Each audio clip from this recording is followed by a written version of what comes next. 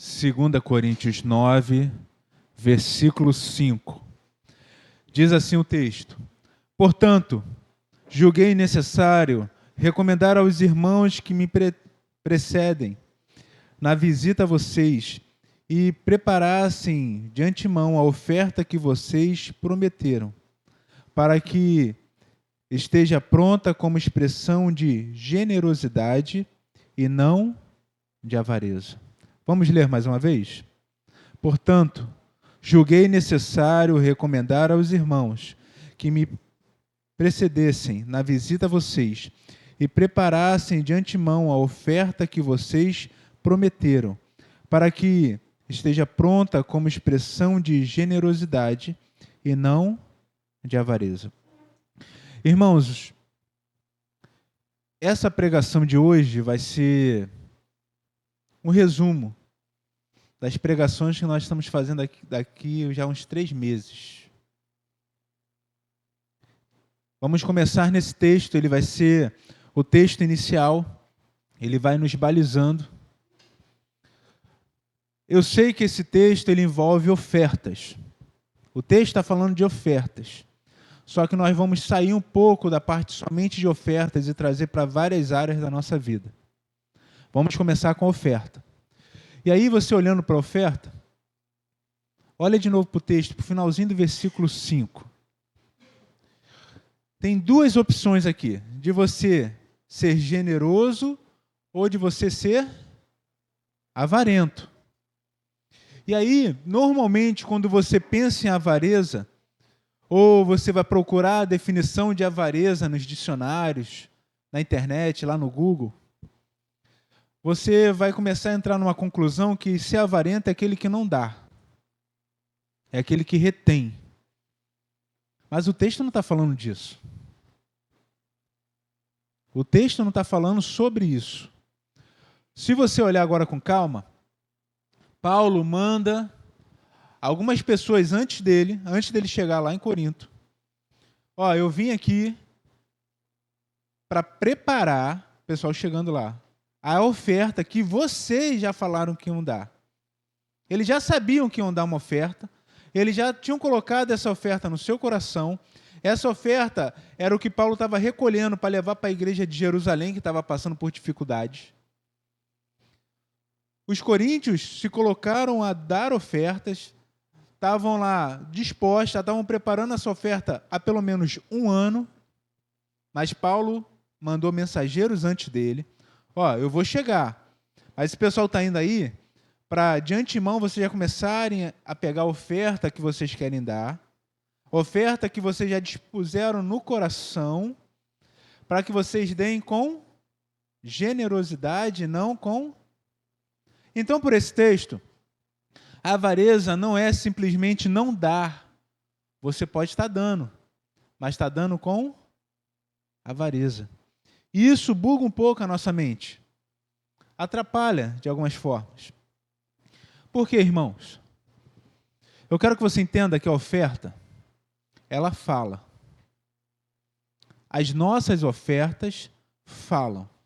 Hebreus vai dizer que a oferta de Abel até hoje está falando. As nossas ofertas falam. A oferta que você dá, e eu quero que você pense em oferta não somente em dinheiro, tá? Não é somente o dinheiro. Eu quero que você pense em oferta em tudo na sua vida. A sua vida deveria ser uma oferta agradável a Deus. Tudo que você faz, deveria fazer não para homens, mas para Deus. Agora que você olhe na sua vida, tudo que você tem feito, tudo que você tem dado na igreja, para outras pessoas, você está fazendo com generosidade ou com avareza? Você é generoso ou você é avarento? Avarento, como nós estamos vendo, não é aquele que não dá. É aquele que está dando também. Irmãos, ontem eu fui para o trabalho. E saí do trabalho hoje, mais 8h10 da manhã, e vim direto para a igreja.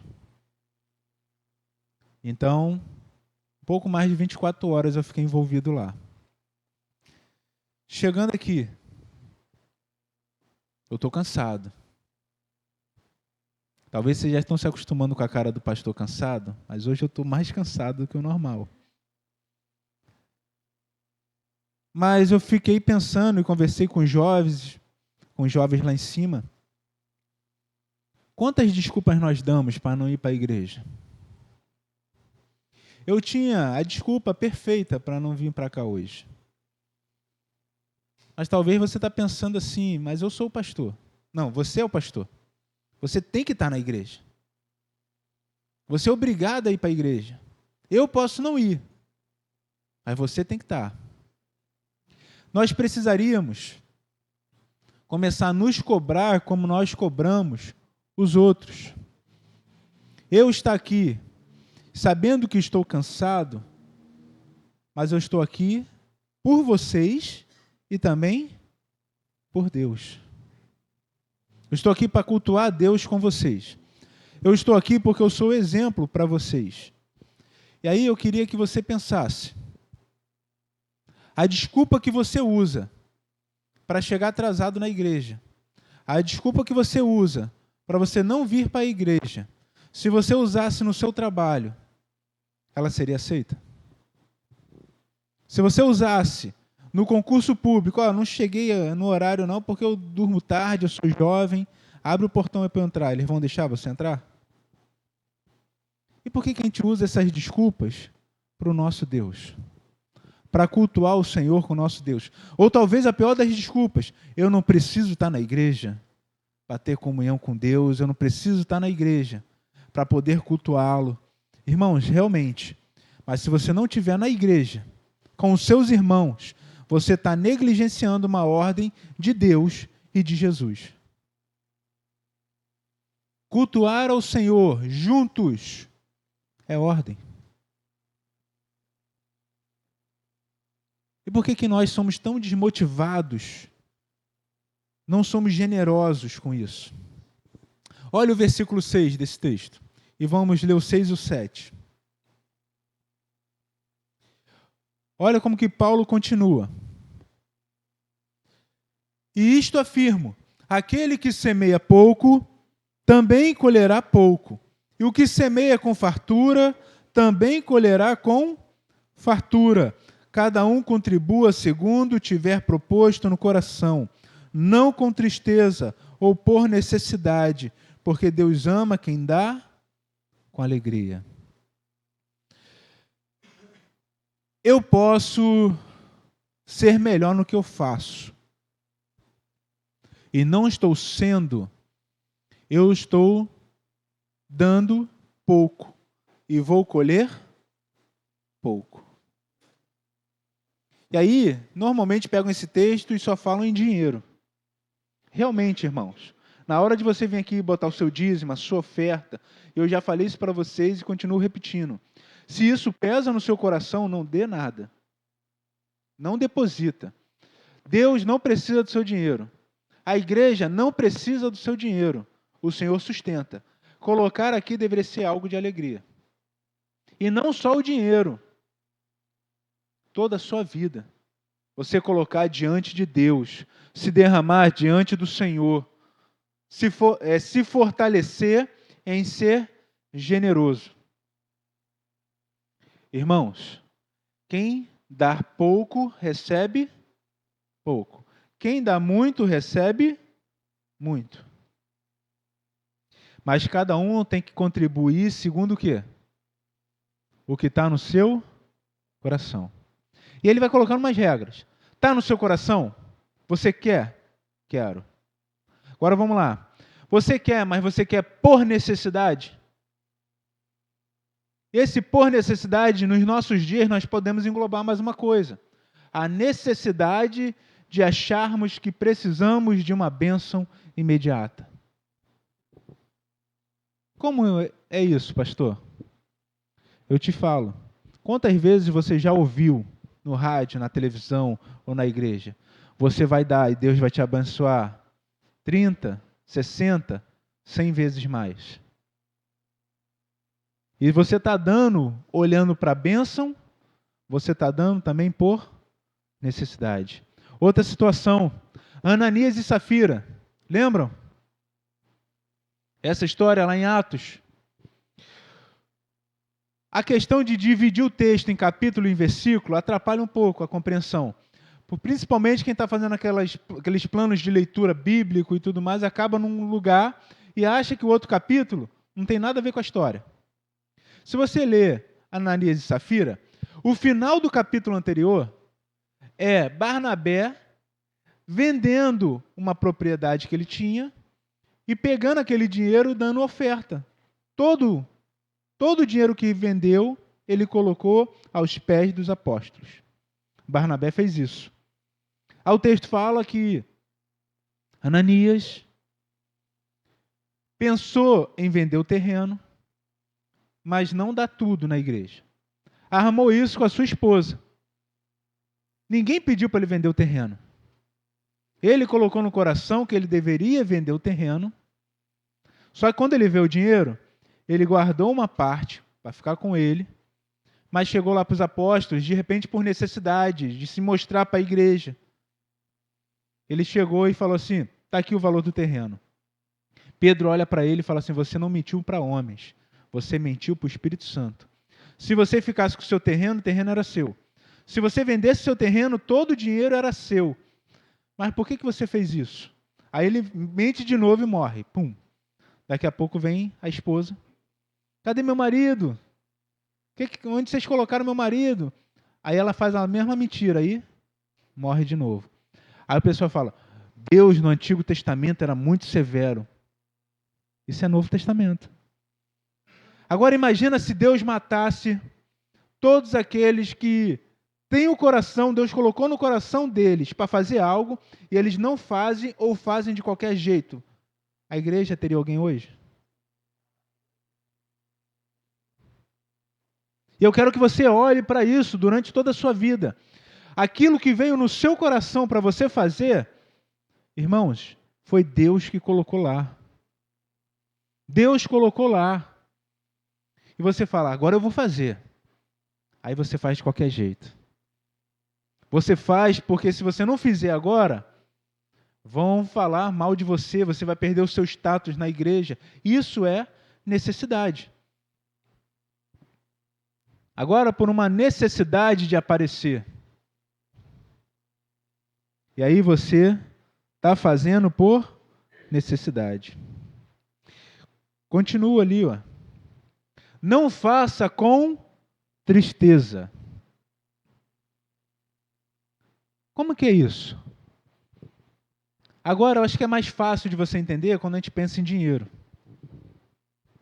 Porque a parte mais sensível do ser humano é o bolso. Eu poderia fazer outras ilustrações, falar outras histórias, mas eu acho que seria mais complicado. Talvez você pega lá o seu salário, vou falar o salário que a gente conversou lá nos jovens há um tempo atrás. Que eles falaram que se tivesse um salário de 8 mil reais, eles estariam feitos para sempre. Aí, agora imagina, você pega lá, tirar 800 reais para dar de dízimo. Aí você, pô, 800 reais eu faço bastante coisa, hein? Eu acho que a igreja não precisa disso. Tem um amigo meu, a gente trabalhou juntos, e ele foi para uma Assembleia de Deus, lá em Campo Grande. Só que a Assembleia de Deus, como que funciona? Tudo que é arrecadado, todas as igrejas são congregações. As sedes são os ministérios. Aí tem Marechal, tem Madureira, e por aí vai. Então ele estava naquela lá de Campo Grande, só que não era uma sede. Todo o dinheiro que era arrecadado na igreja ia para outra igreja. Aí ele fez uma conta rápida. A minha igreja tem 3 mil membros. Se cada um der 100 reais, tá bom. A igreja vai fazer tudo o que precisa fazer e vai sobrar.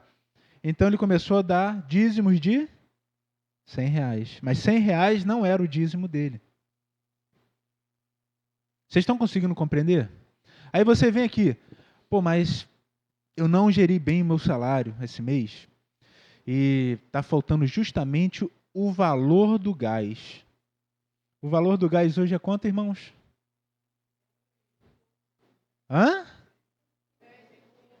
105. Mas se você reparar bem, ele é praticamente 10% do salário mínimo. O valor do botijão de gás é basicamente o dízimo de alguém que ganha o salário mínimo. Aí a pessoa não administrou bem o seu dinheiro, e justamente quando ela separa o dízimo, acaba o gás. E ela vem para cá, triste. Eu vou dar o dízimo, mas meu gás está faltando. É para você dar com tristeza? É para você dar por necessidade? Mas eu não estou falando somente de dinheiro. A parte do dinheiro é para somente você se situar, que fica mais fácil a compreensão. Agora termina aqui, ó. Você tem que dar com alegria, porque Deus ama quem dá com alegria. Irmãos, nós devemos fazer o certo. O certo. E fazer o certo do jeito certo. É certo dar o dízimo? É. Mas como que eu devo dar o dízimo? Tem um jeito certo. Meu coração tem que estar alegre nisso. Eu tenho que ter isso em disposição.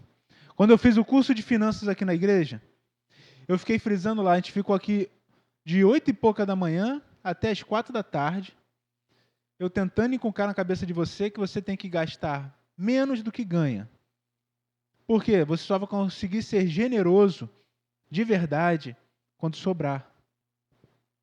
Porque toda vez que não sobra, você sempre vai ficar com o coração pesado. Pô, mas justamente esse mês, tá difícil aqui para mim. Eu estou com várias prestações. E aí eu quero te ensinar mais uma coisa que eu não falei lá. Você gosta de comprar, não gosta? Gosta, não é bom? Você vai lá e faz o quê? Passa o cartão de crédito. 12 vezes. 20 vezes. 24 vezes. Eu faço isso também, irmãos. Mas qual é a dica que eu dou para vocês? Só façam isso se você tiver o dinheiro para comprar à vista. Eu demorei para aprender isso. Eu compro parcelado porque não me dá desconto e deixo o dinheiro rendendo.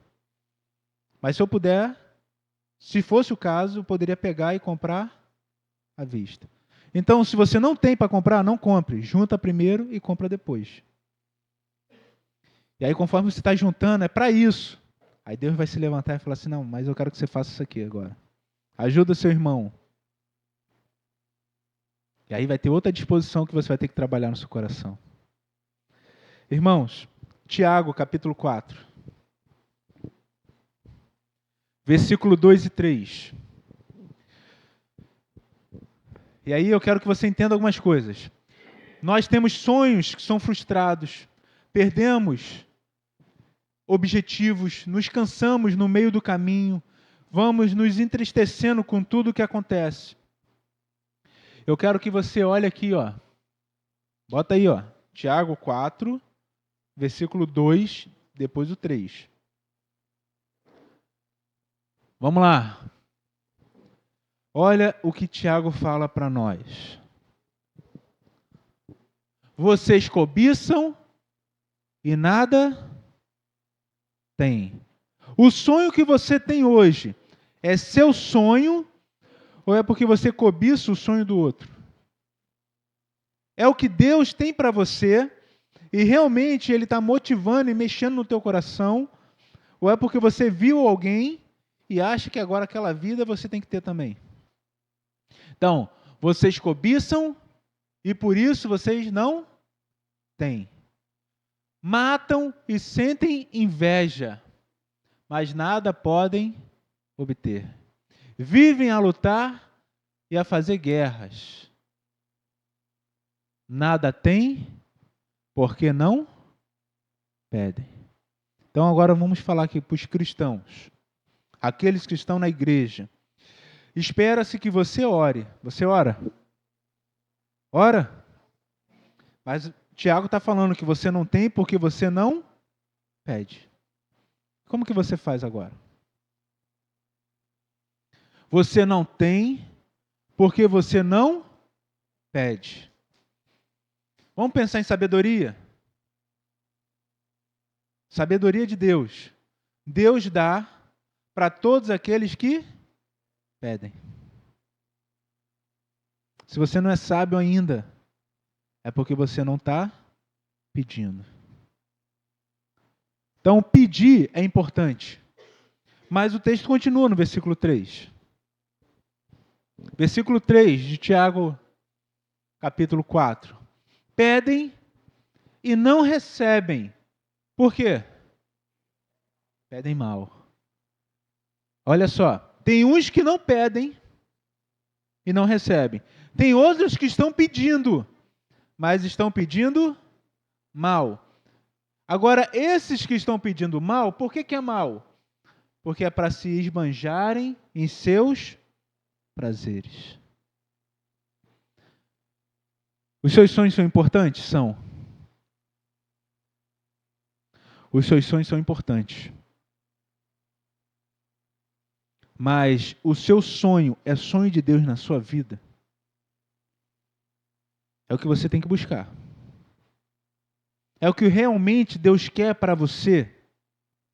Se é, irmãos, ore e não pare de orar. Ora dia e noite.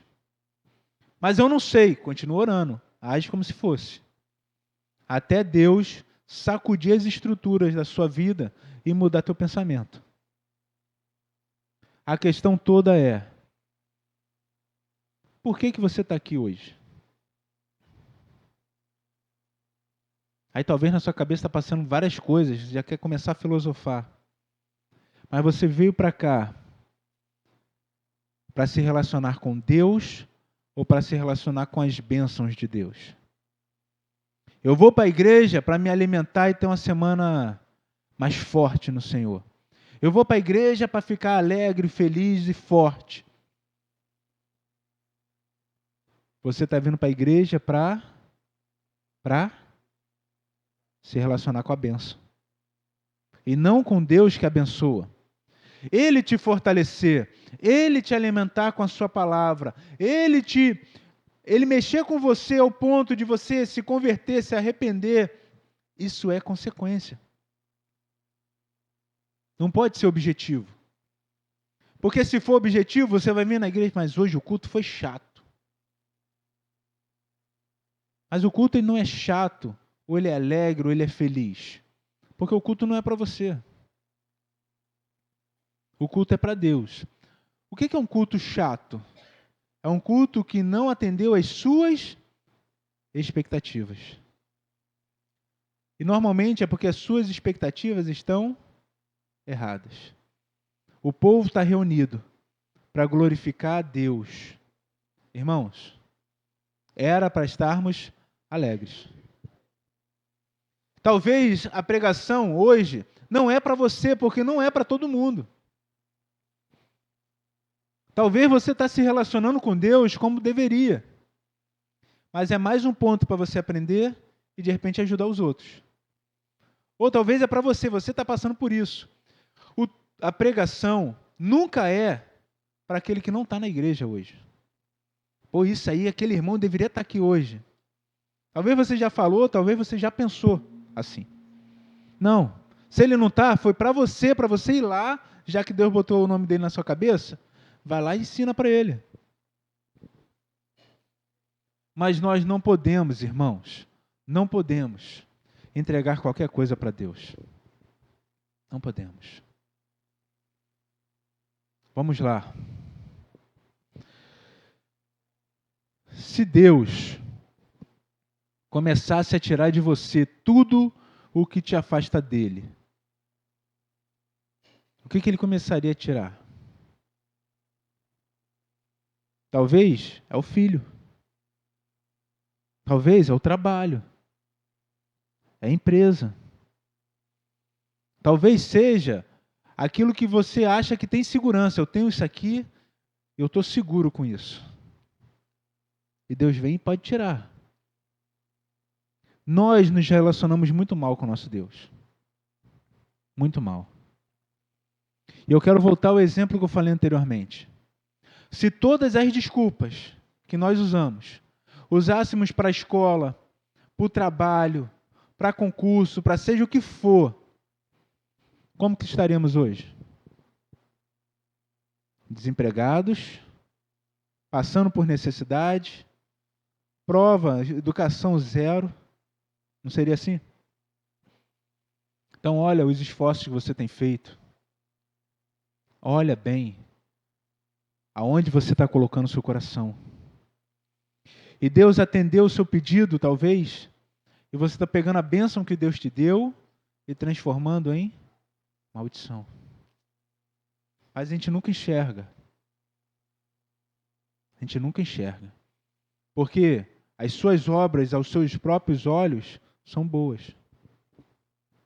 E isso nos leva à perdição.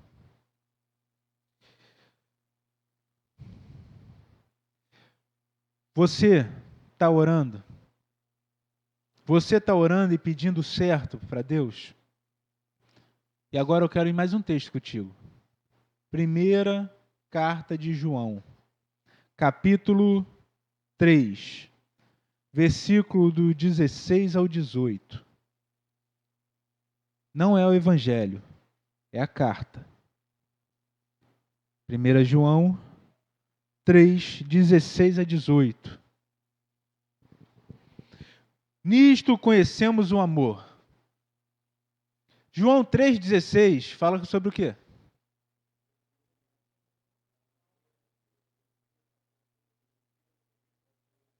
Todos conhecem esse versículo, não conhece? Agora, na divisão de capítulo e versículo, na primeira carta de João, cai ele falando de amor de novo. O discípulo amado falando sobre amor. Nisto conhecemos o amor. Como que nós conhecemos o amor? Que Cristo deu a sua vida por nós. Portanto, também nós devemos dar a nossa vida pelos irmãos. Duvido. Talvez você dê pela sua família. Pelo irmão, ainda mais aquele irmão que é chato. Porque o nosso alvo é quem? Cristo. O texto continua. Ora, se alguém possui recursos deste mundo e vê seu irmão passar necessidade, mas fecha o coração para essa pessoa, como pode permanecer nele o amor de Deus? É uma pergunta. Como que pode você falar que tem amor se você tem dinheiro para ajudar e não ajuda? Você tem comida para distribuir e não distribui. E ele está falando para os irmãos, não está nem falando por de fora. Filhinhos, não amemos de palavra, nem de boca para fora, mas de fato e de verdade. Quer mostrar que você é de Deus? Porque nós falamos que amamos Deus que nós não vemos. Certo? E aqueles irmãos que estamos vendo, nós tratamos de qualquer jeito. Sem misericórdia, sem amor, sem compaixão. Não é assim que nós agimos? Então, se você não ama o seu irmão, consequentemente você não ama a Deus. Se você pode fazer a diferença e não faz, você é uma pessoa ingrata, avarenta. Você pode fazer e está fazendo, mas você poderia fazer mais e melhor. Em contrapartida, também temos a situação que muitos se acovardam, se acomodam em estar recebendo e acham que todo mundo tem a obrigação de ajudá-los. Não é assim que a Bíblia trata. Aquele que não trabalha também não coma. Palavras de Paulo. É para você trabalhar. É para você se esforçar, é para você se dedicar. E quando você pedir o pão de cada dia, esse pão vai chegar, irmãos. Ele vai chegar. Deus vai te vestir, Deus vai te amparar, Deus vai dar uma casa para você morar. Como que Ele vai dar? Usando o seu trabalho e usando seus irmãos. E aí podemos entender o seguinte: mais feliz, mais bem-aventurado é quem dá do que aquele que recebe. Porque quem dá está desfrutando agora das bondades de Deus na sua vida e está sobrando. E ele pode ir, sem tirar do seu, ajudar. Então, uma das coisas mais mesquinhas que podemos fazer é pedir para Deus somente o necessário. Isso aqui, irmãos, não é teologia da prosperidade. É a teologia da coerência. Se eu peço só o necessário para mim, quando que eu vou poder abençoar os outros?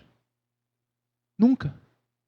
Então eu tenho que pedir para Deus mais do que eu preciso, para agora eu poder exercer misericórdia também. Ajudar. Nossas atitudes mostram como estamos nos relacionando com Deus. Romanos, capítulo 11, versículo 22. Deus é bom ou Deus é severo? Hein? Deus é bom ou Deus é severo? É os dois? Todos concordam? Tem uns hoje que não concordam muito, não. Deus é bom e Deus também é severo. Certo? Mas quando que ele vai se apresentar bom e quando que ele vai se apresentar severo? Quem pode ler o texto que está ali? Levanta e lê com voz alta, por favor. Considere, pois, a bondade e a severidade de Deus, para com os que caíram, severidade, mas para com você a bondade de Deus, desde que você permaneça nessa bondade. Do contrário, também você será cortado. Aqui não está falando de salvação, tá?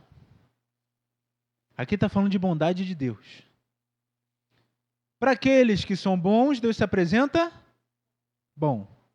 Para aqueles que são maus, Deus se apresenta severo.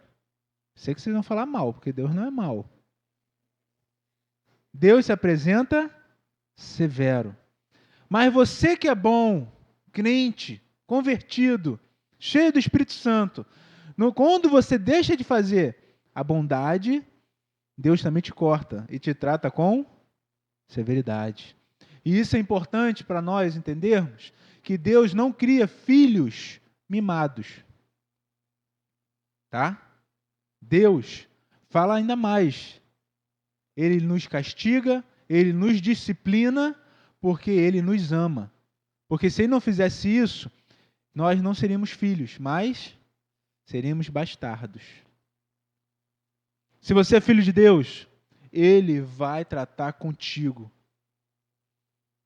Se você é bom, bondade.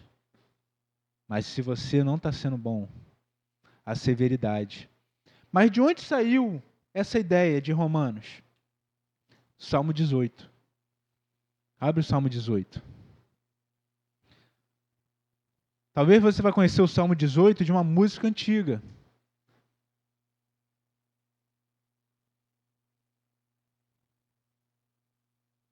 Mas eu não vou ler a parte da música aqui.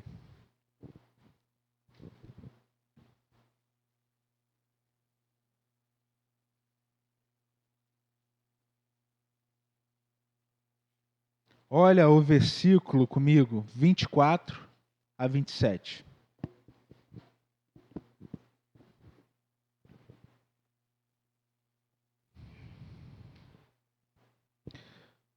Ele fala uma lista de coisas e repete e fala o versículo 24. Tá? Aí ele repete antes uma lista de coisas e repete a mesma expressão em outro versículo. Então nós vamos começar dessa expressão. Por isso o Senhor me retribuiu segundo a minha justiça, conforme a pureza das minhas mãos na sua presença. Agora quero que você calme aqui um pouco. Deus retribuiu a ele conforme a justiça de quem?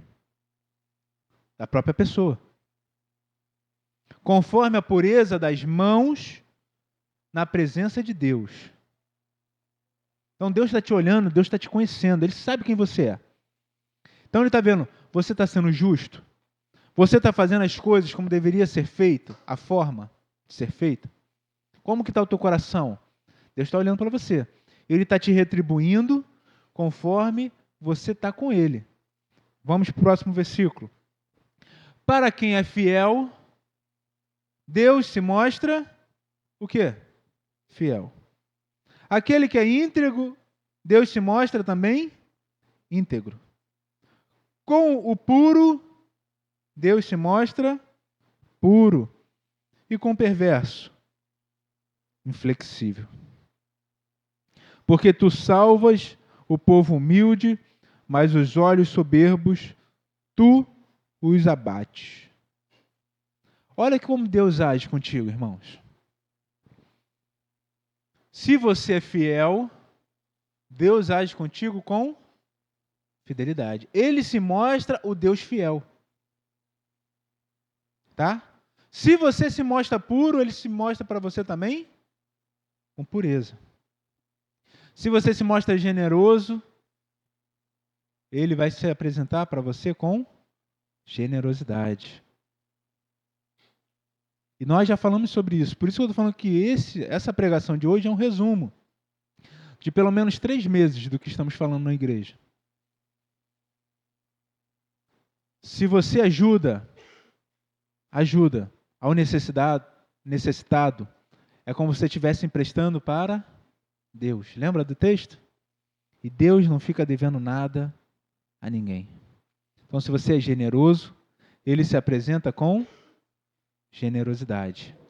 Mas se você é injusto, Ele se apresenta como? Inflexível. Se você é mau, Deus se apresenta inflexível. Porque Deus não é injusto para fazer a contrapartida contigo. O que é ser inflexível, irmãos? É Deus não se inclinar para você. Quando você é abençoado, o que é ser abençoado?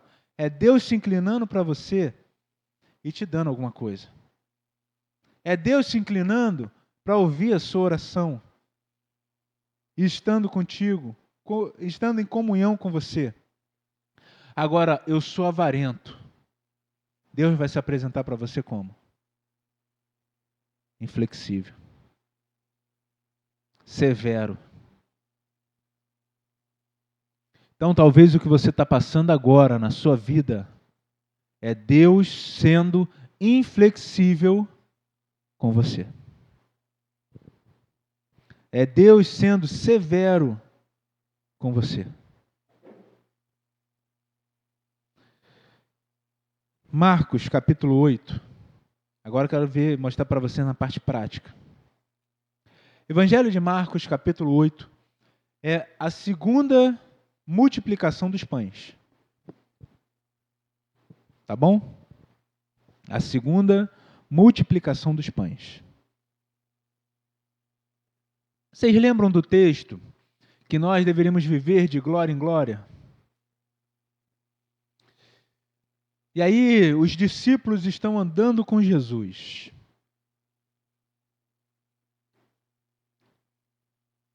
Caminhando com Jesus. Talvez estão cantando aquela música antiga, né? Caminhando eu vou para Canaã, todo mundo de mão dada, cantando felizes. Mas toda vez que vem uma adversidade, como que os discípulos se comportavam? Com incredulidade. Repara lá. Vai reparando. Aqui é a segunda multiplicação dos pães. Naqueles dias, quando outra vez se reuniu grande multidão, e não tendo o que comer, Jesus chamou os discípulos e lhes disse: tenho compaixão desta gente, porque já faz 3 dias que eles estão comigo e não têm o que comer. Vamos lá. Jesus estava ali, estavam aquelas pessoas já por quantos dias? 3 dias.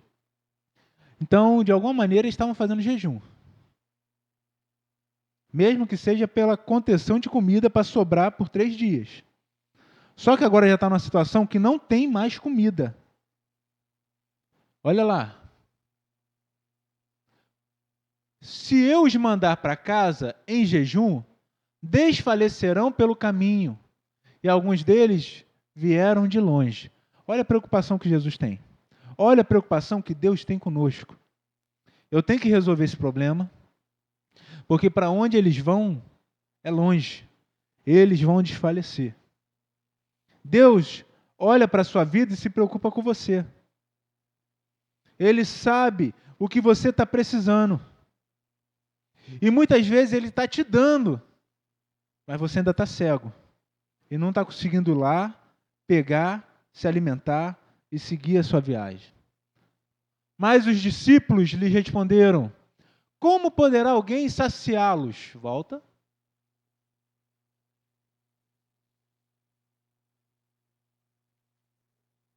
Volta. Aí. Como poderá alguém saciá-los de pão neste deserto? Olha só. Essa é qual vez que vai multiplicar os pães? A segunda. Então eles já tinham visto a primeira, certo? Que resposta é essa que eles estão dando?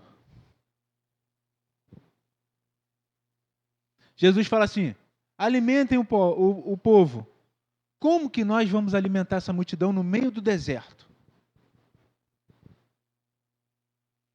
Se fosse a primeira vez, a gente poderia até entender, pô, nunca aconteceu antes. Essa resposta dele está dizendo: Senhor, nem o Senhor pode alimentá-los. Quem poderá? Parece até quando chamava o Chapolin, pessoal mais antigo. Quem poderá? O que estão dizendo aqui, irmãos? Nem o Senhor pode. Quantas vezes você age assim? Quantas vezes já agi assim? Deus já fez, você já testemunhou Deus fazendo, e você, quando chega na sua vez, ou novamente, você não acredita. Cadê a fé do povo de Deus? Cadê a fé que era para você estar germinando na sua vida como a semente da mostarda? A fé do tamanho da semente está errado, não é do tamanho, é como a semente. Se é como a semente, ela vai germinando e vai crescendo. Cadê a sua fé? Cadê o homem, a mulher de Deus, que vai agir como Eliseu agiu? Eu andei com Elias, eu vi o que Elias fez. Agora eu quero fazer daqui para cima. E logo quando ele pega a capa, Elias subiu aos céus, ele já vai direto lá no Rio Jordão. Eu atravessei com o pé seco. Eu vou voltar com os pés secos também. E joga a capa lá e fala assim: pelo Deus de Elias, o Jordão se abre e ele passa. Aqui dali, irmãos, tem que ser uma lição para nós. Eliseu escolheu viver daquilo que ele já tinha experimentado para cima, não para baixo. E nós nos contentamos a viver hoje do que já vimos para baixo. Parece que cada dia que passa vai ficando mais difícil, é mais trabalhoso. A gente está perdendo a fé, na verdade. Se a nossa fé estiver sendo regada, cuidada, eu já vi isso aqui acontecendo. Então vai ser daqui para mais. Nunca para menos. Tenha fé, renove a tua esperança. Creia em Cristo mais uma vez. Caminha com Ele. Abraão só chamou Deus de Deus proverá, o Deus que provê, depois de qual fato? Lá em Gênesis 22, se eu não me engano, que ele vai dar esse título para Deus. o Jeová Jirê, depois que ele levou o seu filho Isaque para ser sacrificado.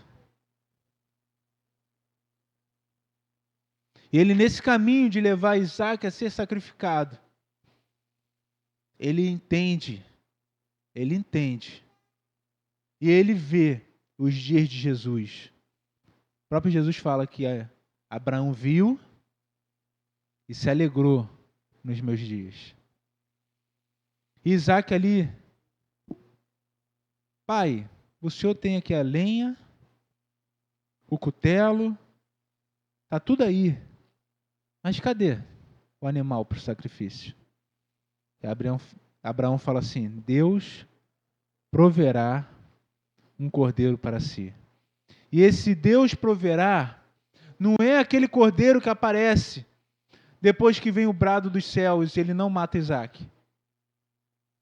Esse Deus proverá é o Cordeiro de Deus que foi sacrificado antes da fundação do mundo. Esse é o nosso Deus. Deveríamos ter fé, mas eles, andando com Jesus, vendo milagres e maravilhas, Jesus já tinha alimentado uma multidão. Vamos lá, irmãos. Próximo. Então Jesus perguntou, quantos pães vocês têm? Eles responderam. Da outra vez eram quantos? 5 pães e 2 peixes. Agora eles têm 7. Grava esse número. 7. De 5 pães e 2 peixes, quantos sobraram? Cestos cheios de pedaços. Sobraram 12. São quantos discípulos? Calma, vocês vão entender. Próximo. Então mandou o povo assentar-se no chão e, pegando os 7 pães, partiu-os após ter dado graças e os deu aos seus discípulos para que estes os distribuíssem, repartindo entre o povo. Então, ele partiu os pães. Se são discípulos, quantos discípulos saíram para distribuir? 12. Então, cada um levou pedaços, certo? Tinham também alguns peixinhos. E, abençoando-os, mandou que estes igualmente fossem distribuídos. Pode passar. Comeram e se fartaram, e dos pedaços restantes recolheram 7 cestos. Foram 12 levando cestos. Quantos voltaram com o cesto cheio? 7. Quantos ficaram vazios? Quantos? 5. Agora, passa. Depois vai falar de Jesus voltando para o barco. Teve um entrave ali com os fariseus. Versículo 14. Quantos pães eles falaram que tinham? 7. Ora, os discípulos se esqueceram de levar pão, e no barco não tinha consigo senão um só. Eles esconderam o pão.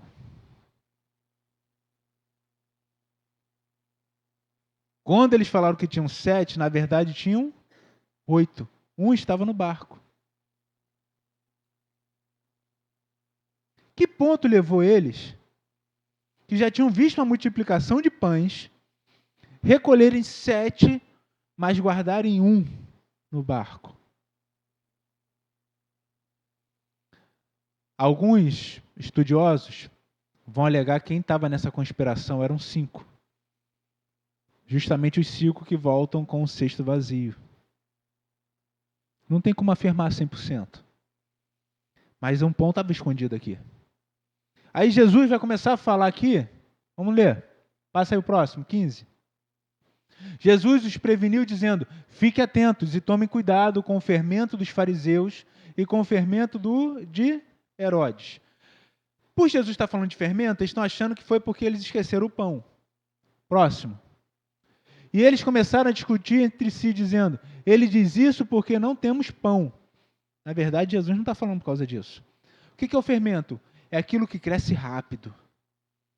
É uma ideia, é um pensamento. E Jesus está comparando eles com fariseus e com o próprio Herodes. Isso que vocês estão fazendo, isso que vocês fizeram, é um fermento. Vocês têm que tomar cuidado com o fermento. Próximo. Jesus percebeu isso e perguntou: por que vocês estão discutindo sobre o fato de não terem pão? Vocês ainda não percebem nem compreendem. Têm o coração endurecido. Próximo. Tendo olhos, não veem. Tendo ouvidos, não ouvem. Não se lembram.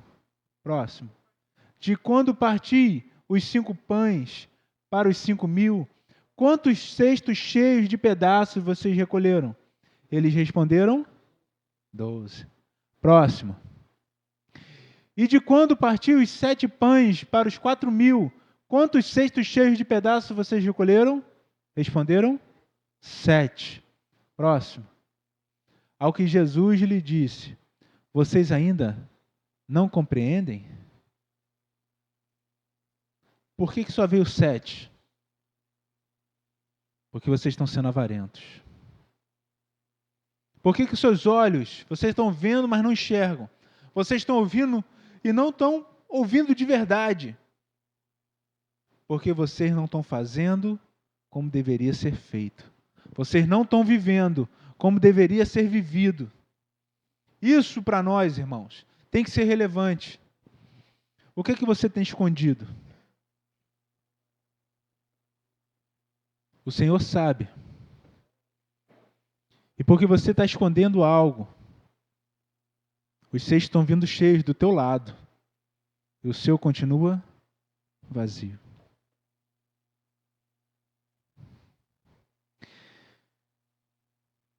Agora eu quero voltar com vocês nos sonhos. Agora que a gente construiu, para terminarmos. Vocês estão vendo a construção. Nós devemos dar com alegria. Nós somos retribuídos por Deus conforme nós nos apresentamos para Deus. Da mesma forma que você se apresenta de maneira boa, Deus se apresenta para você também. E quando você se apresenta de uma maneira ruim, Ele se apresenta para você como sendo o Deus severo, o Deus justo. Ele se apresenta para você sendo inflexível às suas orações, aos seus pedidos. Talvez você está tão desanimado que você não ora. E por você não orar, você não recebe. Talvez você está orando, mas você não vai receber porque você está pedindo mal. Eu quero que você lembre de uma história. A gente poderia ter escolhido outras, mas eu gosto particularmente dessa. E como eu falei que isso aqui é um resumo das pregações, nós já falamos desse texto em pregação. 1 Samuel, primeiro livro de Samuel, capítulo 1. 1 Samuel, capítulo 1, versículo 26 a 28. A história de Ana. Não vou ler a história toda, até por causa do tempo. Mas essa mulher tinha um marido. Ela era estéril. O marido a amava muito. Dava para ela porções dobradas do que ela teria de direito. Mas ele também tinha uma outra esposa. Essa outra esposa era fértil, o enchia de filhos. E essa mulher, junto com seus filhos, criticavam e humilhavam Ana. Chega um dia, na festa da Páscoa, eles foram até o tabernáculo. Ana começa a orar. Ela está orando ali na porta. Eli, o sacerdote, vê aquilo, acha que ela estava o quê? Bêbada. De manhã. Critica ela. De manhã cedo você já está bêbada. E ela chorando, fala assim, eu não estou bêbada, eu estou falando com Deus, eu estou pedindo. E Eli fala para ela, então o que você pediu vai ser atendido. Aí chega no texto. Capítulo 1, versículo 26. E Ana disse, meu Senhor, tão certo como você vive, eu sou aquela mulher que esteve aqui ao seu lado orando ao Senhor. Pode passar. Era por este menino que eu orava.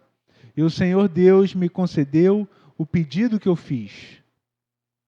Por isso também eu entrego ao Senhor. Por todos os dias que viver, será dedicado ao Senhor. E ali eles adoraram o Senhor. Olha aqui, irmãos. Ela tinha um sonho de ser mãe. Ela tinha um sonho de ser mãe. E ela orou ao Senhor, colocou diante do Senhor seu pedido. Quantas outras vezes ela deve ter orado também? Isso não é uma coisa que você ora uma única vez. E ela orava, ela chorava, aquilo mexia com ela. E quantos anos o Senhor ficou em silêncio? O marido se apresenta falando que ela não precisava de filhos, porque ele era melhor do que muitos filhos para ela. Foi insensível com ela. O sacerdote, o líder espiritual, chamou ela de bêbada. Ela tinha tudo para desistir. E aqui já temos uma lição. Os teus sonhos, principalmente quando são sonhos de Deus, vão se levantar pessoas contra. Na igreja, na família, em todos os lugares. Pessoas que vão estar aqui simplesmente para ser contra você. E aí eu estou falando de mãe, estou falando de pai, estou falando de familiar, de irmão na igreja. Daqueles invejosos no trabalho, na escola, onde você estiver. Vão aparecer. E como que você está lidando com eles? Aí alguns vão falar aqui no mundo cristão que você não pode contar os seus maiores sonhos para ninguém. Conhece a música? Essa é uma das músicas que eu odeio, irmãos. Eu acho que ela está ali pertinho com sabor de mel.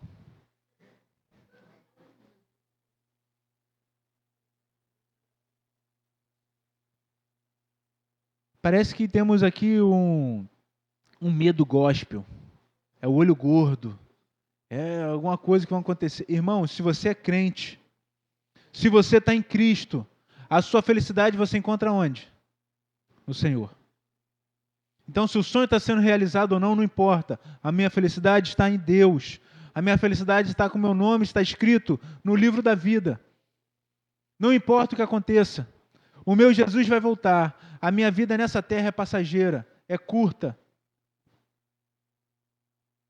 Irmãos, se você tem medo de falar teus sonhos, porque vão falar contra, você vai pensar, de repente você vai desanimar, você tem que rever a sua fé. Você tem que ver aonde está alicerçado a sua esperança. Porque se você não lembra de Apocalipse, chegará um momento que só vai conseguir negociar, comprar, vender quem tiver a marca de quem? Da besta. Marca essa que todos que têm a marca de Cristo não conseguirão ter. Os verdadeiros crentes nunca terão a marca da besta. Então chegará um tempo que até aquilo que você tem vai ser tirado. Vocês lembram lá da Segunda Guerra? Os judeus tinham a sua propriedade, a sua casa. Eles foram tirados pelos nazistas. E foram dados casas, mansões, o que fosse, fazendas, para os oficiais da SS. Num dia eles eram ricos, no outro dia eles estavam presos. Lá no campo de concentração. Aquilo que aconteceu com eles, irmãos, é um pré-anúncio do que vai acontecer na grande tribulação. Se você já está rateando agora, que está tranquilo aqui no Brasil, quando apertar, será que você não vai ser aquele que vai negar a fé? Devemos confiar em Deus, irmãos. Ana confiou em Deus. Devemos confiar em Deus, porque Deus é maior do que as nossas necessidades. Nós confiamos nele, e não somente nas suas bênçãos. Tudo que temos, tudo que somos, veio de Deus e deve ser usado para glorificar a Deus. E devemos lembrar disso. Os planos de Deus são maiores do que os nossos. Talvez você tenha um sonho, mas o teu sonho está muito pequeno para o que Deus quer. Você deveria ainda estar sonhando mais. Tem um sonho tão grande que somente com a intervenção de Deus ele vai se concretizar e se realizar. Precisamos sonhar nesse nível, irmãos. Precisamos entender que Ana, se ela tivesse sido atendida, sem ter colocado no coração que daria o seu filho, aquele filho quando nascesse, ela idolatraria o seu filho. Quantas mães você já viu, pais, que ficam meio abobalhados quando a criança nasce? E quando não faz quando o pai, faz quando a avós. E os avós ficam tudo... Bota a criança numa redoma. Talvez ela faria isso. Mas sabe o que ela fez? Esse filho vai ser do Senhor. Sem ter o filho. É do Senhor. E no tempo certo, ela engravida. Ela concebe. Nasce um garoto. Não nasceu um filho qualquer. Nasceu o maior dos juízes de Israel. Ele foi também o maior dos sacerdotes que Israel já tinha visto. Ele foi o homem que iria ungir os 2 primeiros reis de Israel. Ela era estéril, mas Deus não queria somente que ela fosse mãe de filhos. Ela queria que ela estivesse preparada para ser a mãe que Samuel precisasse. Mãe essa que quando ele começa ali, 5, 6, no máximo 7 anos, ela vai lá e devolve ele lá no tabernáculo. Olha aqui, eu prometi a Deus, texto que lemos, toma ele. E aí a gente olha assim, lá nas missões está precisando de gente. Talvez passe o nosso coração, tomara que não seja meu filho. É porque lá morre. Lá você passa fome. Irmãos, na época ali do primeiro governo Fernando Henrique, equiparou o dólar e o real. Saiu missionários. Os missionários foram. R$1.000 eram $1.000. R$1.000 eram $1.000. Eles estavam sendo sustentados por $1.000. Foi passando o tempo. Quando chegou na Dilma, já era 1,80. Hoje, caiu um pouco. Está 4,80.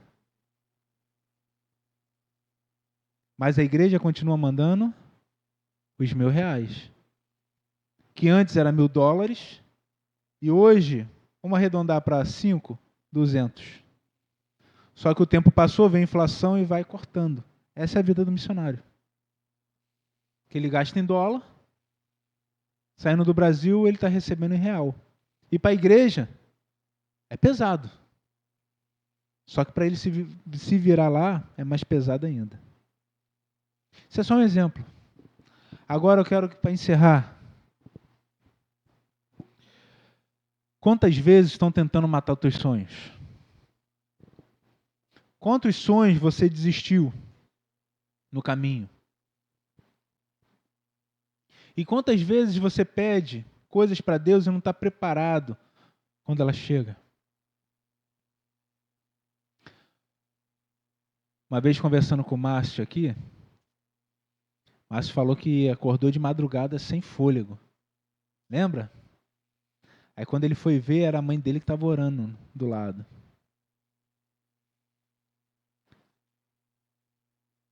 Aí começa a oração, a gente sentia a mesma coisa, Márcio.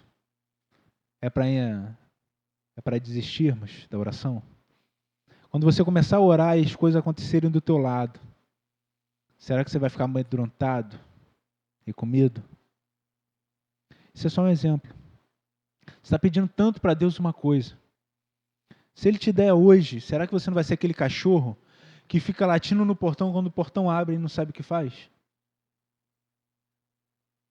Será que o teu sonho está alinhado com o sonho de Deus na sua vida? De tudo que nós falamos, irmãos, qual é o mais importante? Que você tem que agir para Deus. Agir para Deus com generosidade. Dando mais, se esforçando mais, vivendo mais para Deus. E a última coisa que eu estou falando aqui é do dinheiro. Consequentemente, o seu dízimo, a sua oferta vão crescendo. Mas, como que está a sua comunhão com Ele? Como que está a sua vida com Deus? Como que você está agindo com o Senhor todos os dias?